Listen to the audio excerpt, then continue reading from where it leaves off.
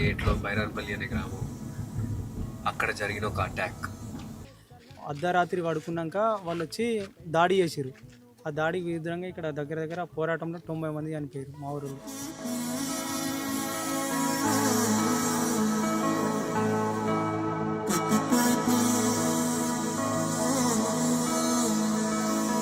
ఈ బుర్జు మీద నుంచి అక్కడ హోల్స్ ఉంటాయి, అందులోకెళ్ళి నాటు తుపాకులు వాళ్ళు ఒక చిన్న రూమ్ ఉంటుంది సెపరేట్. డిఫెన్స్ దాచుకోవడానికి కానీ, అందులో ఎవరైనా సీక్రెట్ గా దాచుకొని ఎవరైనా సడన్ అటాక్ చేసినప్పుడు కూడా చేయడానికి లోపల ఒక డిజైన్ చేసుకున్నారు. వాళ్ళు కూడా ఎప్పుడు కూలిపోతుంది అన్న పరిస్థితికి వచ్చే ప్లేస్ లో ఉంది ఇప్పుడు.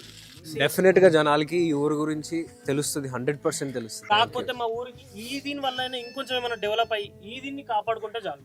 మా ఫ్యూచర్ జనరేషన్, మా ఈ వచ్చే పిల్లలకు కూడా మన ఊరికి ఇంత చరిత్ర ఉందని ఒక 10 మందికి తెలిస్తే చాలు. డెఫినెట్ గా అండి, ఈ సినిమా తర్వాత డెఫినెట్ గా బైరాన్పల్లి అనే ఊరు గురించి చాలా స్ట్రాంగ్ గా తెలుస్తుంది. కోరుకుంటున్నాం మీ సినిమా కూడా చాలా హిట్ కావాలని, చాలా స్ట్రాంగ్ గా.